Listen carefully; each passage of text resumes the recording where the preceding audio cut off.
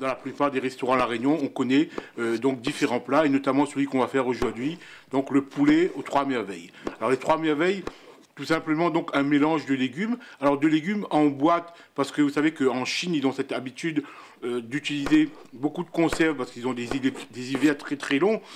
Et pendant la bonne période, ils mettent leurs légumes qui sont en abondance en conserve.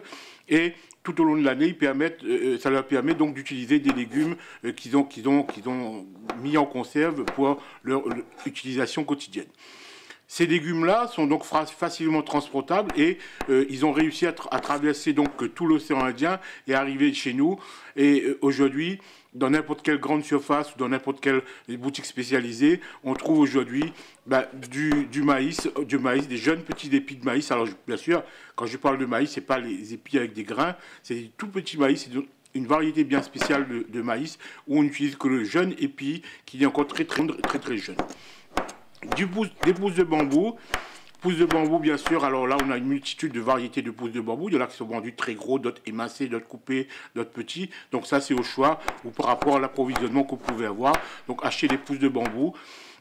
Et puis bien sûr du champignon. Alors les champignons qu'on appelle donc les champignons parfumés. Alors ils peuvent être secs, qu'on doit laisser donc tremper pendant très longtemps, ou comme aujourd'hui, donc utiliser de la boîte où le champignon est très tendre et il va apporter donc un aspect moelleux. Donc le bambou va apporter l'aspect croquant à la préparation et le champignon l'aspect bien moelleux. Voilà le mélange donc des trois, maïs, bambou et champignons qui font qu'aujourd'hui on appelle ça un plat trois merveilles parce que ce sont vraiment trois denrées qui vont très bien ensemble.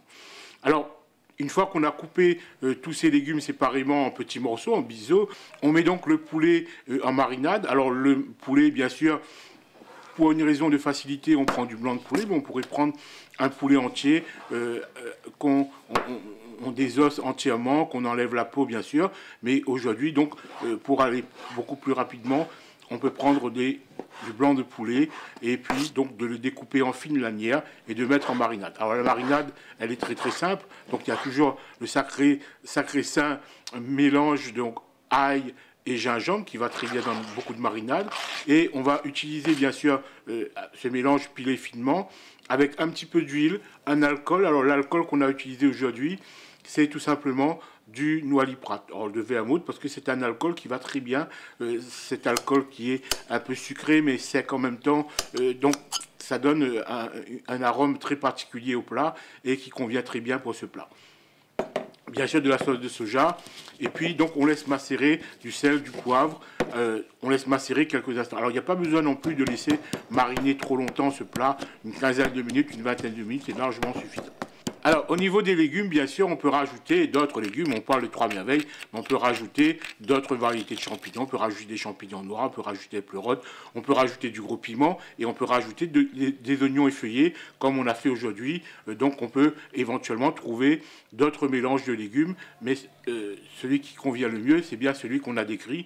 Aujourd'hui, on a rajouté tout simplement de l'oignon effeuillé et, bien sûr, à la fin, un peu d'ail chinois. Alors, au niveau de la cuisson, on fait revenir donc dans une poêle ou dans un wok avec de l'huile très chaude. On fait revenir rapidement le blanc de poulet. Donc, c'est une cuisson qui va être extrêmement rapide. Ça va cuire très rapidement. Donc, on va donc mélanger délicatement les morceaux de poulet dans le corps gras bien chaud.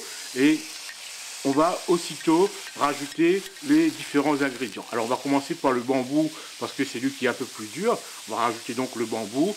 Alors, bien entendu, tous ces légumes sont déjà, je dirais, presque cuits dans la conserve. Ils sont déjà très tendres. C'est juste plutôt un réchauffage que plutôt une cuisson.